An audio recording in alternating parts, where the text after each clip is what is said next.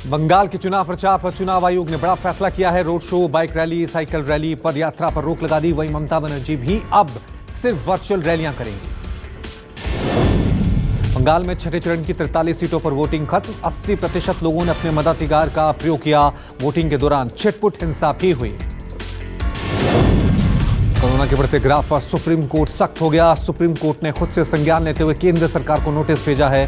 Court ने केंद्र सरकार से पूछा है कि उनके पास कोविड-19 से निपटने के लिए क्या प्लान है। दिल्ली हाई कोर्ट ने केंद्र सरकार को निर्देश दिया कि वो समय पर ऑक्सीजन मुहैया कराना सुनिश्चित करे। हाई कोर्ट ने कहा कि दिल्ली वालों को ऑक्सीजन मिलनी चाहिए।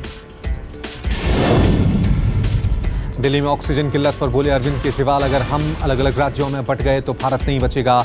हमें लोगों को बचाना है तो एक होकर लड़ना पड़ेगा। दिल्ली के डिप्टी सीएम मनीष सिसोदिया ने केंद्रीय स्वास्थ्य मंत्री डॉक्टर हर्षवर्धन को लेटर लिखा। चिट्ठी में सिसोदिया हरियाणा, यूपी में ऑक्सीजन टैंकरों को रोकने का आरोप लगाया है। दिल्ली में ऑक्सीजन की कमी से हाहाकार मचा हुआ। दिल्ली के कई अस्पतालों पर सर गंगाराम अस्पताल, राजीव गांधी अस्पताल और चानन देवी अस्पताल में ऑक्सीजन की भारी कमी हो रही है। पीएम मोदी कल बंगाल नहीं जाएंगे। कल पीएम कोरोना के हालात पर ताबड़तोड़ 3 बैठकें करेंगे। मेडिकल ऑक्सीजन के लिए मची मारामारी के बीच केंद्र सरकार ने डिजास्टर मैनेजमेंट एक्ट लागू कर दिया है। गृह मंत्रालय ने आदेश दिया है कि इंटर स्टेट ट्रांसपोर्टेशन रुकावट आई तो जिले के डीएम और एसपी जवाबदेह होंगे। कोरोना से देश भर में हाहाकार है। दिल्ली में एक दिन में 300 से ज्यादा मौत। महाराष्ट्र में 24 घंटे में 67,013 केस। यूपी में आज 34,379 नए मामले। 24 घंटे में 1,78,000 लोगों ने कोरोना को मात दी। देश में अब 85% रिकवरी रेट है। देश में इस वक्त 22 लाख से ज्यादा एक्टिव मरीज हैं। ममता बनर्जी ने कोरोना वैक्सीन को लेकर पीएम को चिट्ठी लिखी। सभी को मुफ्त में कोरोना वैक्सीन दिए जाने की मांग की। कोरोना के बढ़ते मामलों को देखते हुए अमरनाथ यात्रा के लिए रजिस्ट्रेशन पर अस्थायी रोक लगाई गई है। अमरनाथ यात्रा श्राइन बोर्ड ने कहा कि स्थिति सुधरने पर रजिस्ट्रेशन दोबारा खोल दिया जाएगा। रेमडेसिविर इंजेक्शन को लेने के लिए कई शहरों में लंबी कतारें देखी जा रही हैं। छत्तीसगढ़ के रायपुर में इंजेक्शन के लिए कतारों में मरीजों के तीमारदार लगे हुए हैं। मेडिकल स्टोर्स बंद हैं, बावजूद इसके तीमारदार लाइन में लगे हैं। रेमडेसिविर को लेकर नालंदा मेडिकल कॉलेज ने जारी की चिट्ठी। अस्पताल के अधीक्षक की तरफ से निर्देश जारी किया गया है कि कोई भी डॉक्टर रेमडेसिविर प्रिस्क्राइब ना करें। WHO ने भी रेमडेसिविर को नकार दिया है। जयपुर में रेमडेसिविर इंजेक्शन की कालाबाजारी करते 6 लोगों को गिरफ्तार किया। पुलिस को बरामद इंजेक्शनों के नकली होने का शक। पाबंदियों के बीच भी मुंबई से श्रमिकों का पलायन जारी है। कुर्ला में मजदूरों की भारी भीड़ देखी गई।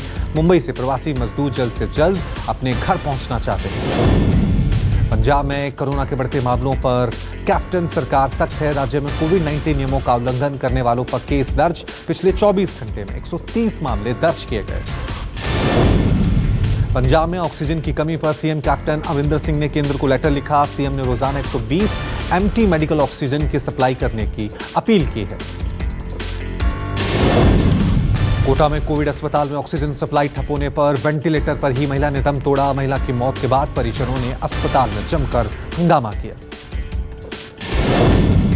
सीपीएम नेता सीताराम येचुरी के बेटे आशीष येचुरी का कोरोना से निधन। करीब 2 हफ्तों से उनका इलाज चल रहा था। आशीष ने गुरुग्राम के मेदांता अस्पताल में आखिरी सांस ली।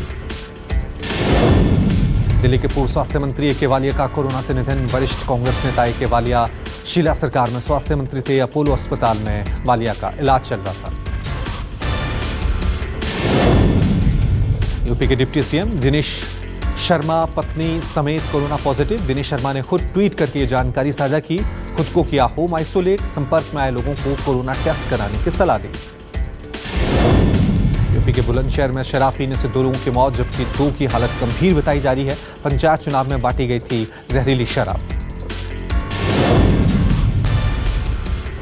पंजाब के फरीदकोट में बेटे ने ही पिता को मौत के घाट उतारा। अपने नौकर और दोस्त के साथ मिलकर वारदात को अंजाम दिया।